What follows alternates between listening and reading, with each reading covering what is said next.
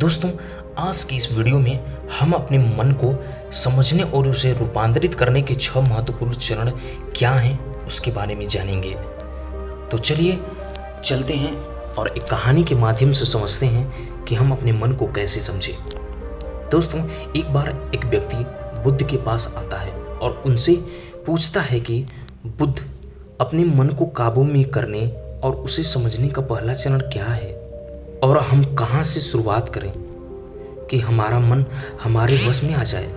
बुद्ध मुस्कुराते हैं और उसका उत्तर देते हैं कि अपने मन को समझने का पहला चरण है इसके द्वारा दिए गए लालचों की व्यर्थता को देख लेना। जिस इंसान ने अपने मन के द्वारा दिए गए लालचों की व्यर्थता को देख लिया, उसने इससे मुक्त होना शुरू कर दिया। और उसके बाद वह व्यक्ति बुद्ध से पूछता है कि हमारा मन जो हमें लालच देता है उसकी व्यर्थता को कैसे देखा जाए। बुद्ध कहते हैं, अपने अनुभव से।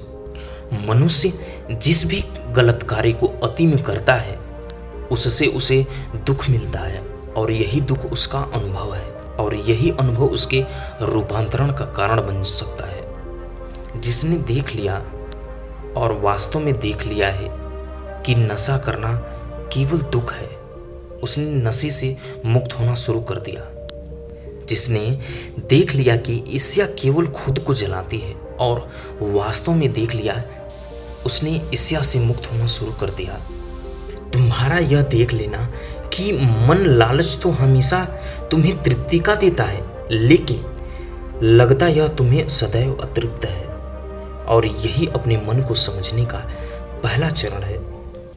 कहानी को आगे बढ़ाने से पहले आपको इस प्रश्न को समझना आवश्यक है और वो प्रश्न है कि आप अपने मन को वश में करना ही क्यों चाहते हैं। क्योंकि आपने यह अनुभव कर रखा है कि आपका मन आपको दुख देता है, पर आपको अपने मन के लालच बहुत बड़े सुहावने लगते हैं, इसलिए आप इन लालचों के पीछे छुपे हुए दुखों को नहीं देख पाते। सिर्फ अपने दुखों को देख लेने से आपका मन आपके वश में नहीं हो जाएगा। इसके लिए आपको दूसरा चरण क्या है यह समझना होगा। वह व्यक्ति बुद्ध से पूछता है कि बुद्ध, यदि कोई व्यक्ति यह जानना चाहता है कि उसके मन के लालचों के कारण उसके जीवन में दुख है, तो क्या इसका अर्थ यह है कि वह व्यक्ति पहले चरण, और यदि वह व्यक्ति अब पहले चरण पर है तो दूसरे चरण में कैसे जाएगा। बुद्ध कहते हैं, उस व्यक्ति को खोज पर निकलना होगा, किसी ऐसे व्यक्ति की खोज पर जो अपने मन से मुक्त हो चुका है और जिसने अपने मन को जान लिया है, क्योंकि तुम्हारा मार्गदर्शन वही कर सकता है जो उस जगह पर पहुंच चुका है और जहां तुम जाना चाहते हो। दोस्तों, यहाँ पर एक बात समझनी आवश्यक है कि खोज पर निकलने का अर्थ यह नहीं कि आप सन्यासी बन जाएं, बल्कि खोज पर निकलने का अर्थ यह है कि कोई ऐसा व्यक्ति खोजना जो आपका मार्गदर्शन कर सके। अब यहाँ पर प्रश्न उठता है कि ऐसे व्यक्ति को कहाँ पर खोजें, क्योंकि आस पड़ोस में तो सभी लोग अशांत भरे पड़े हैं। तो इस प्रश्न का उत्तर है कि आप ऐसे व्यक्ति को आस पड़ोस में मत खोजिए। दोस्तों, इस दुनिया में बहुत सारे लोग थे और अभी हैं और हमेशा ही रहेंगे जो आपका मार्गदर्शन कर सकते हैं। कहानी में वापस लौटते हैं और अच्छे से जानते हैं कि अपने मन को समझने का दूसरा चरण क्या है। वह व्यक्ति बुद्ध से पूछता है कि उस व्यक्ति की पहचान क्या है जिसने अपने मन को समझ लिया और जिसने खुद को जान लिया हुआ है। क्योंकि हर व्यक्ति यह दावा करता है कि वह ज्ञानी और बुद्धिमान है, लेकिन वास्तव में ज्ञानी कौन है वह कैसे पता लगेगा। बुद्ध कहते हैं कि यही तीसरा चरण है और वो चरण है सुनना ही अपने मन को समझने का तीसरा चरण है। उसके बाद वह व्यक्ति बुद्ध से पूछता है कि क्या देखकर यह पता किया जा सकता है, क्योंकि आपको देखकर ही पता लगता है कि आप एक महात्मा हैं। बुद्ध कहते हैं कि देखने में तो कोई व्यक्ति बहुत शांत लग सकता है, लेकिन भीतर से वह क्या है यह उसके शब्द ही बता सकते हैं। लेकिन ध्यान रहे कि शब्दों पर भी विश्वास एकदम से नहीं कर लेना है। किसी भी बात पर विश्वास इसलिए कर लेना कि उसे कैसे कहा हुआ है या किसी महात्मा ने कहा हुआ है। किसी की बात पर विश्वास आप तब कर लेना है जब वह तुम्हारा अनुभव बन जाए। गौतम बुद्ध के द्वारा कही गई इस बात में समझाने का प्रयत्न करता हूँ। दोस्तों, कोई कहता है कि ध्यान करना अच्छी बात है तो कोई कहता है कि ध्यान करना बुरा है। ये दोनों ही अलग अलग बात है।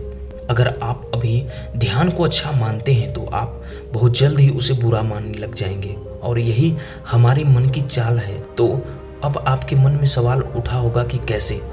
तो उसका उत्तर यह है कि ध्यान की शुरुआत में आपको आनंद नहीं मिलेगा, बल्कि बोरियत महसूस होगी। और आपका विश्वास क्या था कि ध्यान अच्छा है, लेकिन आपको अनुभव क्या हो रहा है कि ध्यान बोरियत भरा है। तो धीरे धीरे आपका विश्वास बदलने लगेगा। पहले आप ध्यान को अच्छा मानते थे, लेकिन जब आप ध्यान को बुरा मानने लग जाएंगे, आप एक अति से दूसरे अति पर पहुंच जाएंगे। और यही हमारे मन की चाल है। हमारा मन हमें अतियों में ही भटकाता रहता है, और अगर आप ध्यान को बुरा मानते हैं तो आप कभी भी ध्यान करेंगे ही नहीं। अब कहानी में वापस लौटते हैं और अच्छे से समझते हैं कि अपने मन को समझने का तीसरा चरण क्या है। बुद्ध कहते हैं कि किसी भी बात पर विश्वास तब तक नहीं करना जब तक वह तुम्हारे विवेक की कसौटी पर खरी नहीं उतर जाए, और इसके लिए कर्म करना आवश्यक है। और कर्म ही अपने मन को समझने का चौथा चरण है। जो लोग धन कमाना चाहते हैं तो आपको सही दिशा में कर्म करना आवश्यक है। ठीक उसी प्रकार अगर आप खुद को जानना चाहते हैं तो आपको सही दिशा में कर्म करना आवश्यक है। वह आदमी बुद्ध से पूछता है कि सही दिशा में कर्म करते वक्त आदमी क्या गलती कर सकता है। बुद्ध कहते हैं कि केवल 2 गलतियां कर सकता है। पहली गलती है शुरुआत ना करना, और दूसरी गलती है पूरा रास्ता तय न करना। और इन दोनों गलतियों के पीछे हमारे मन की चाल होती है। कोई सोचता है कि मैं शुरुआत कल से करूँगा, और कोई सोचता है कि शायद मैं सफल न हो पाऊँ। इन दोनों ही गलतियों को व्यक्ति जागरूकता की कमी के कारण करता है। बिना जागरूकता के व्यक्ति का मन उसे सही दिशा में चलने ही नहीं दे सकता, और जागरूकता ही अपने मन को समझने का 5वां चरण है।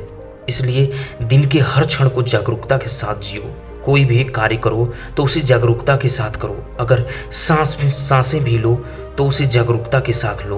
बिना जागरूकता के साथ जिया गया एक भी क्षण मृत्यु के समान है। और ध्यान रहे कि जागरूकता बिना ध्यान के संभव नहीं है। वह व्यक्ति बुद्ध से पूछता है कि बुद्ध, अपनी जागरूकता को कैसे बढ़ाया जा सकता है? बुद्ध कहते हैं कि ध्यान के द्वारा। और ध्यान ही 6 चरण हैं। एक बार अपने आप को समझने के 6 चरणों को ध्यान से समझिए। अपने मन को समझने के 6 चरण। पहला, थोड़ी जागरूकता के साथ यह देख लेना कि यह मन ही दुख के बीज बोता है। दूसरा, किसी ऐसी व्यक्ति को खोजना जो मन से मुक्ति पाने का मार्ग बता सके। तीसरा, सुनना। चौथा, सुने हुए को कार्य में लाना। 5वां, जागरूकता जिससे आप मार्ग से भटके ना। 6वां, ध्यान। यदि सीधे शब्दों में कहा जाए तो ध्यान ही वह नाव है जिस पर बैठकर मन रूपी नदी को पार किया जा सकता है। लेकिन ध्यान यह पहुंचने के लिए शुरुआती के 5 चरण बहुत आवश्यक है। अभी आप कौन से चरण पर हैं, हमें कमेंट बॉक्स में ज़रूर बताएं। तो दोस्तों, आज के लिए बस इतना ही। मिलते हैं किसी नई वीडियो में। तब तक के लिए जय हिंद।